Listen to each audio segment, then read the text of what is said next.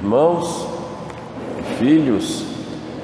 Nesse tempo da Quaresma, a igreja nos mostra uma cena das mais belas do Evangelho que ocorreu no Monte Tabor, que Jesus, pouco antes da sua paixão, chama a si 3 discípulos que eram os mais próximos dele, Pedro, Tiago e João, e quer mostrar para eles a sua própria identidade e levá-los a uma missão, não só com relação a si mesmos, mas também com relação aos outros.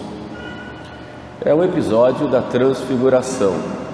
Como acabamos de ouvir, Jesus se transfigura diante deles em um momento de oração e aparecem ao lado dele 2 personagens do Antigo Testamento, Moisés e Elias.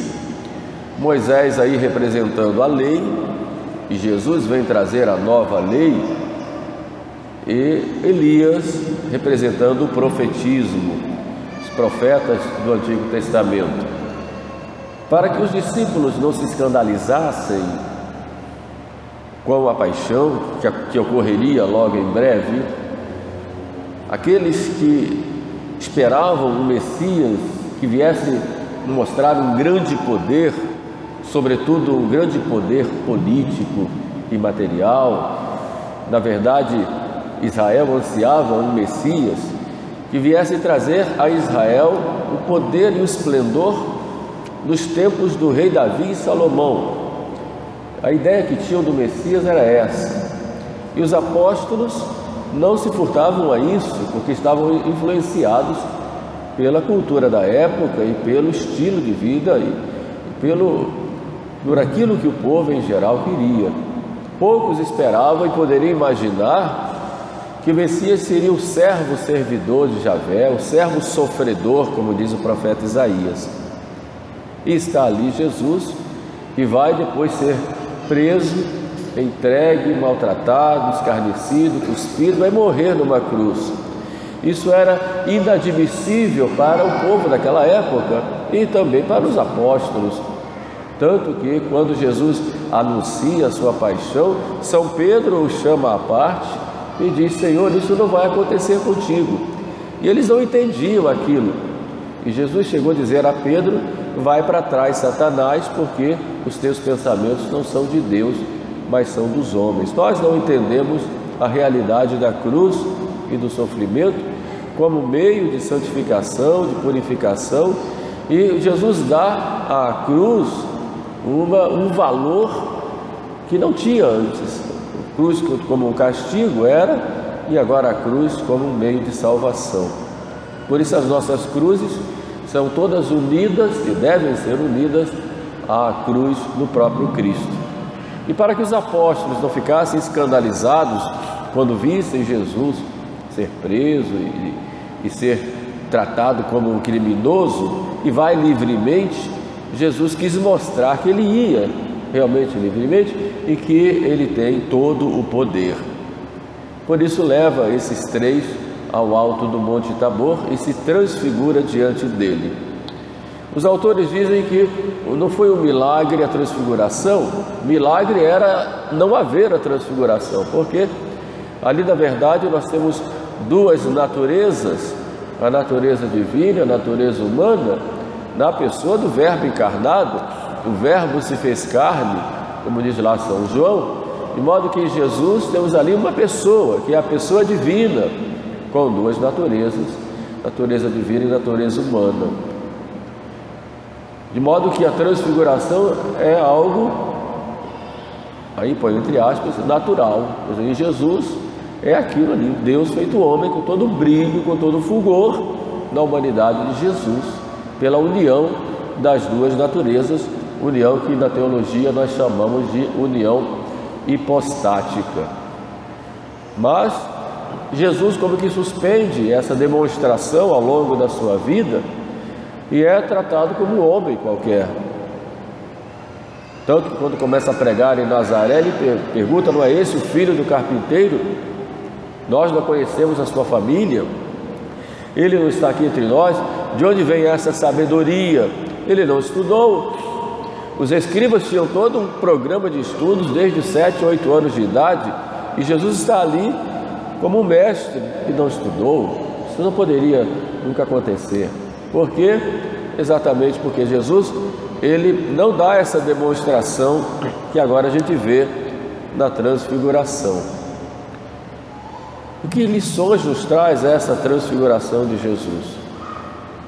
Discorrendo sobre as páginas dos evangelhos, sobretudo dos apóstolos e mais especificamente de Pedro, quando fala da transfiguração, ele fala de uma grandeza, a grandeza de Jesus.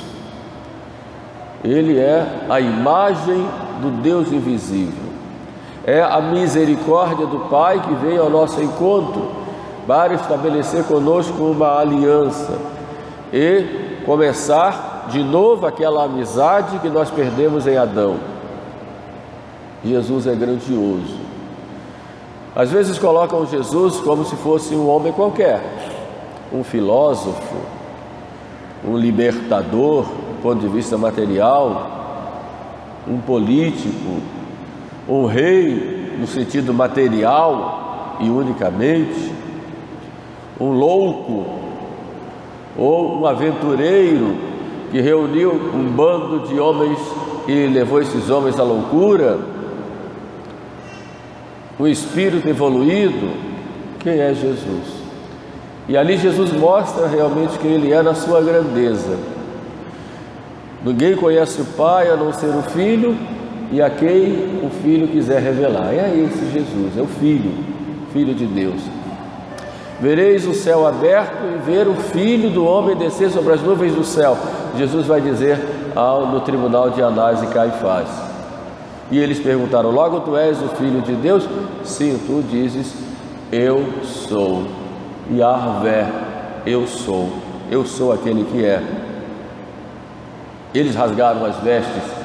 Numa outra discussão com os judeus, aí narrado lá no 8º capítulo de São João, nós vamos ouvir Jesus dizer: antes que Abraão existisse, eu sou, Yahvé. Então essa é a grandeza maior de Jesus, é a grandeza dele, porque é Deus feito homem. Aquele homem de Nazaré, que nasceu numa gruta em Belém, que pregou pelas vilas e cidades da Palestina, que curou, fez milagres, que pregou, que morreu numa cruz e que ao terceiro dia ressuscitou. Ele é Deus. Eu repito isso não para chover no molhado, porque eu sei que vocês sabem, entendeu? Mas para insistir nesta grandeza que vai ser cada vez mais cobrado de nós. Por que você é cristão? Por que você não é espírita, muçulmano, macumbeiro? Por que você ainda crê em alguma coisa? Porque eu sigo Jesus, que é Deus feito homem. Ele está em mim e eu nele. Essa é a minha fé. E tenho provas para isso, e ele deu provas, deu as suas credenciais desta grandeza. Depois vamos vê-lo ao dizer, na ida para o céu, melhor dizendo: Omnis potestas data esse mic, todo o poder me foi dado no céu e na terra. Ele tem o poder, rei, sacerdote e profeta e mestre. Aí está a grandeza de Jesus. E quando nós contemplamos Jesus na transfiguração no Monte Tabor, envolvido por aquela nuvem, nós contemplamos Jesus na sua grandeza. No segundo ponto dessa nossa meditação, diz respeito ao caráter de Jesus de mediador. Naquele momento, ali vemos, eles todos são envolvidos por uma nuvem. Estão lá Pedro, Tiago e João admirados. É bom estarmos aqui. E eu fico me perguntando por que eles disseram que é bom estar ali.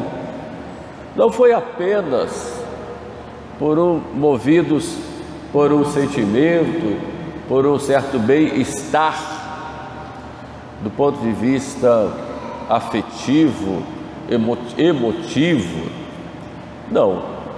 É bom estarmos aqui porque aqui nós nos realizamos. Mas como? O Filho de Deus se encarnou exatamente, aí eu sigo Santo Agostinho, para elevar a natureza humana e transfigurar a natureza humana, unindo a natureza humana à natureza divina. Santo Agostinho diz: o Deus se fez homem para que o homem fosse deificado, de modo que a transfiguração de Jesus já é prenúncio da nossa transfiguração pela graça. Quando estamos em estado de graça, estamos transfigurados. A alma em estado de graça é uma luz. Fala aí do ponto de vista metafórico, evidente. Não vou dizer que o padre pegou heresia, mas ela está com essa luz divina, está com o próprio Deus. Aí é a graça, é transfigurada. E como a alma está no corpo, nós somos transfigurados pela graça. E é exatamente para isso que o Filho de Deus desceu do céu para levar o homem para o céu. E vai levar para o céu já agora.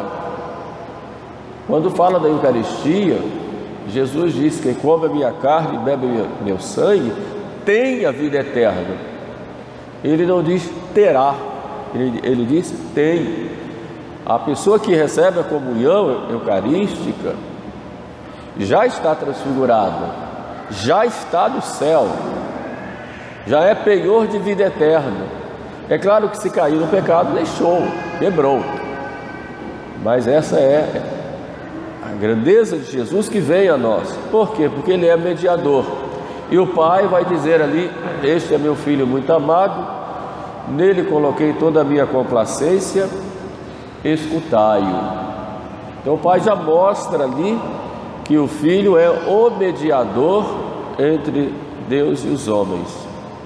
Por isso Cristo vai dizer: tudo que pedirdes ao Pai em meu nome, Ele atenderá.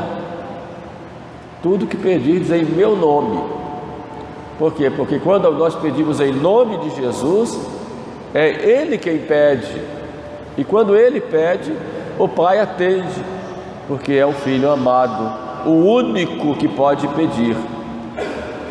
Assim também, quando um sacerdote faz a sua oração, o Pai atende, evidentemente dentro das condições de salvação, mas o Pai atende exatamente por quê? Porque o sacerdote foi escolhido para ser o alter Christus, e pelo caráter sacerdotal, o Pai o escolheu para que ele pudesse falar em nome dos homens e tratar dos assuntos dos homens com ele, como seu próprio filho.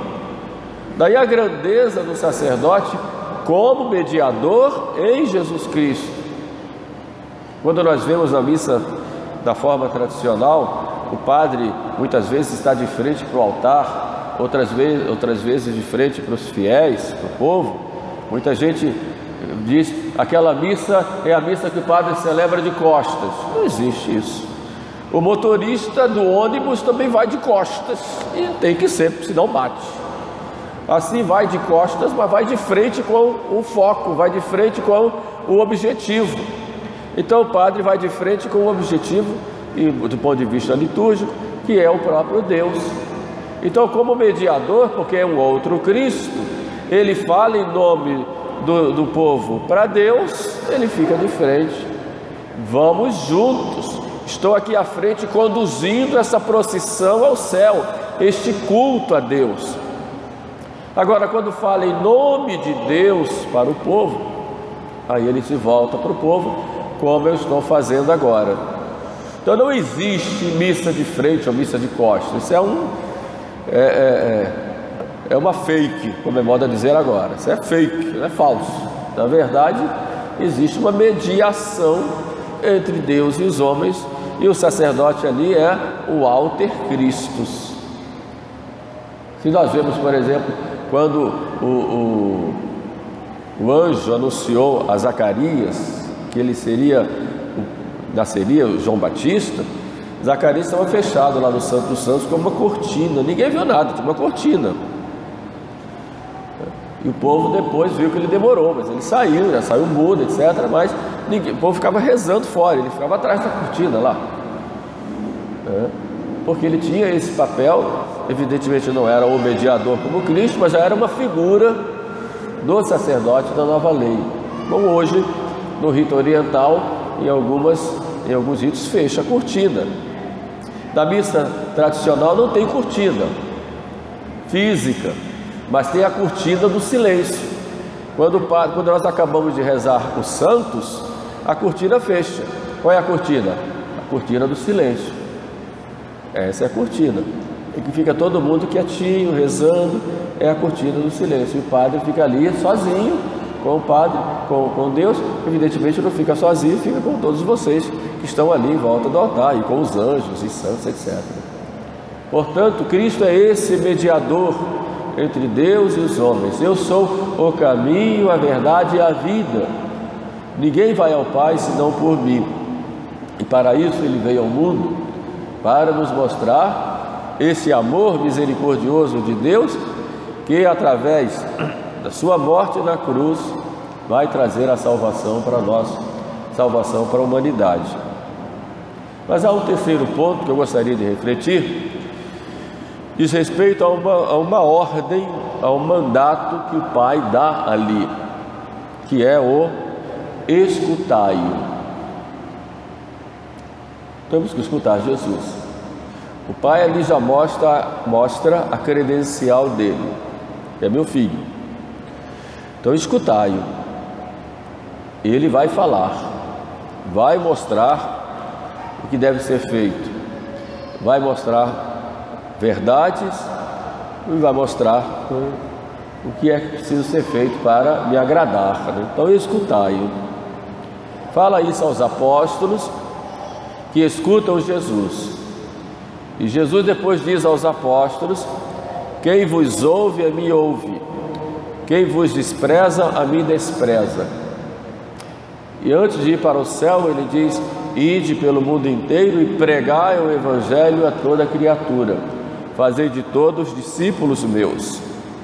Portanto, esse mandato do Pai vem para o Filho e para os apóstolos, e vem para os sucessores dos apóstolos, que formam a hierarquia da igreja.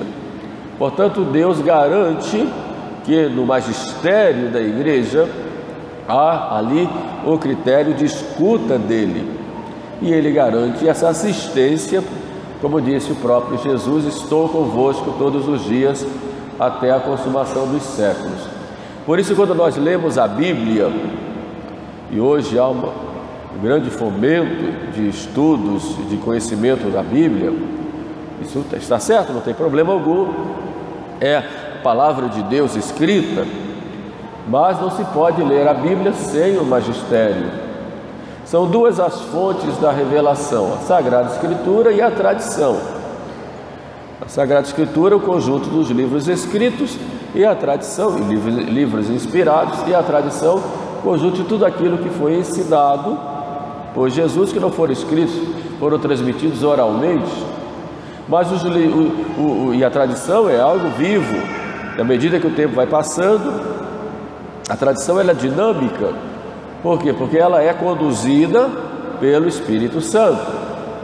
Mas nós não podemos beber na Sagrada Escritura e na tradição sem a igreja.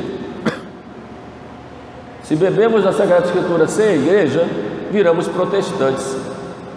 O que dizia Lutero? A Bíblia somente. Está na Bíblia, eu faço. Não está na Bíblia, eu não faço.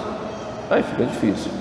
Porque a Bíblia é um livro que o demônio usa também, como usou a Bíblia para tentar Jesus, como vimos na semana passada. Portanto, é importantíssimo nós bebermos dessas fontes, mas sempre sob a direção do magistério da igreja, que tem esta garantia de assistência do Espírito Santo.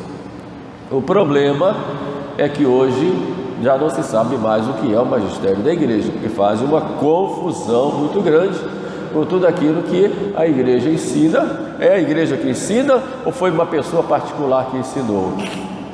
Isso, evidentemente, é matéria para um outro momento, mas nós temos esta garantia de que o magistério guiado pelo Espírito Santo nos traz. Então, quem vos ouve, a mim ouve. Quem ouve o magistério da igreja está ouvindo o próprio Jesus Cristo. Mas temos que ouvir também Jesus Cristo falando através da sua vida, das suas atitudes. Bom, então vamos ouvir e meditar. Nós temos que conhecer cada vez mais quem é Jesus para viver como Ele. Como diz São Paulo, não sou eu quem vivo, mas é Cristo quem vive em mim. Meu viver é Cristo. Hoje, na Epístola aos Tessalonicenses, ele fala exatamente qual foi o chamado de Deus para cada um de nós. Deus não nos chamou para a impureza, nos chamou para a santidade. E essa santidade consiste no viver em Cristo. Portanto, diante do tambor, nós nos prostramos, como São Pedro, nos alegramos, porque estamos, graças a Deus, na igreja certa, na religião correta, que é a única, mas isso requer de nós responsabilidade para levarmos a Cristo pela nossa vida e pelas nossas palavras no mundo, e esse compromisso de santidade para cada um de nós. Louvado seja nosso Senhor Jesus Cristo.